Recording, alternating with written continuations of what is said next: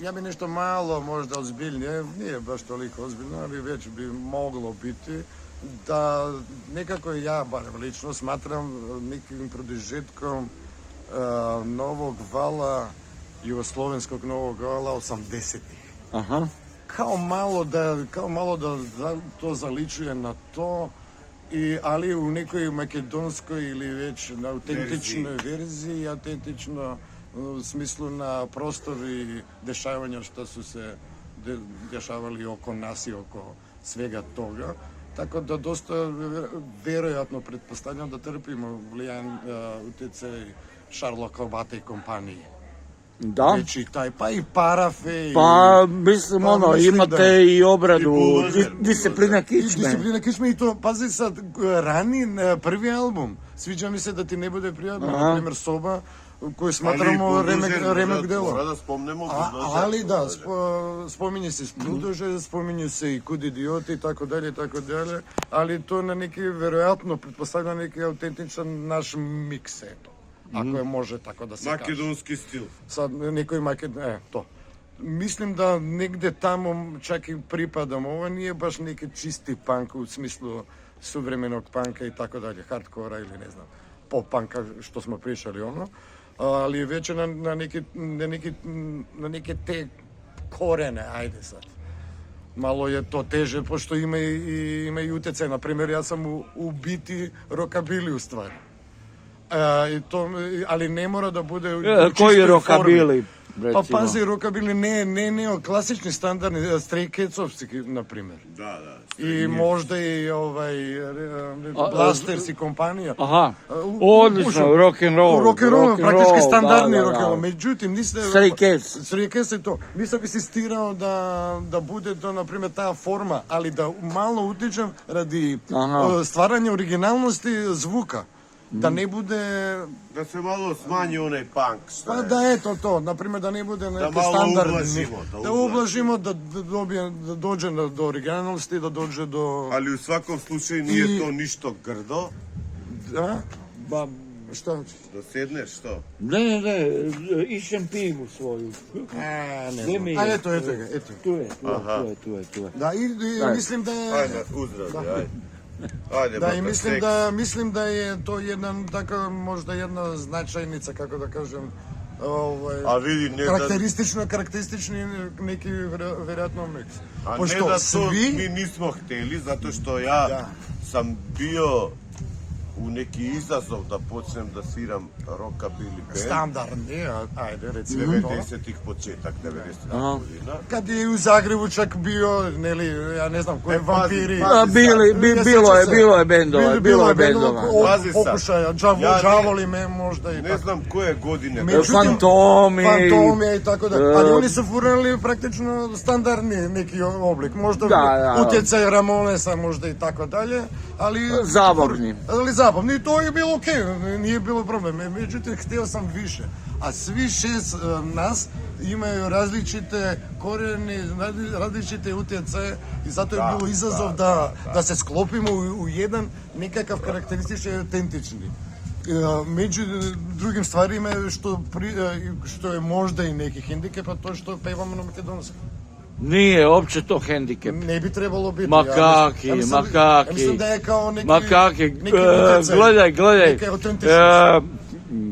Ja se sjećam bendova iz vremena XU Novog vala koji su pevali na makedonskom. Tačno. Cilinder, da. Pa recimo... Patika, ali oni su na srpsko-hrvatskom pjevali. Pa oni isto su imali taj neki, ajde da ne kažemo sad kompleks, već neki potrebu da kao širo... Ali ne treba uopće, mislim Lebi Sol sami po sebi, kasnije su imali i pesme na makedonskom, ne? Čukni vodrevo, veliki hit, ne? Znači, ako je, opet se svelo na standardni oblik. Ako je pesma dobra, onda je sve dobro. Ipak se svede, ako je dobra energija, originalna ili već bilo kako, ne mora čak nek bude najstandardnije što može da bude, ali neka energija ako profunkcioniše unutar benda i ovo. Ja bih samo jedno rekao, ovako razumljivo, da želimo rock and roll nad ćirilicom da sprovedemo. Tak Kao je, što si- pa tak i treba, To je tak i treba. interesantno, eto, to je taj interesantan E. oblik, zato što pa i nema baš previše toga. I kod nas, a eto i A ipak, možda i u pa svijetu. je to ljubav, nije mržnja. Uvijek je nešto dobro. Gledajte, vi ste i sami vidjeli da sam ja dve vaše recenzije naslovom napisao na ćirilici. Tačno, to je bilo to. e. I to je bilo užasno autentično i iznenađujuće. I srećno. tak treba biti. I tak treba biti, pretpostavljam, da. Da, ono, vi ste svoj narod, Da. Makedonci, Da. govorite tako i tako pišete i to je to. I onda to je to. A I sve ko dru- vas ne razume, To je njegov problem, da. koga jebe. Ne, bata. Znači, kako kažu naši buldožerci, jedno kažem, vodimo ljubav, a ne rat. Ima jedna šedna... Budimo svi brat, Da. pokazimo Ja, travu, na primjer, popušimo cveće, niko nas našu komunu rastaviti neće, vodimo. Na primjer, interesantno je, oni imaju dosta utjecaja, ne svi, ali već množinstvo imaju utjecaj kod idiota, na primjer, ne. Taj melodični punk i tako dalje, eto, neke poruke vam tomu. Ja ih previše možda i ne volim, ali okej je sve to.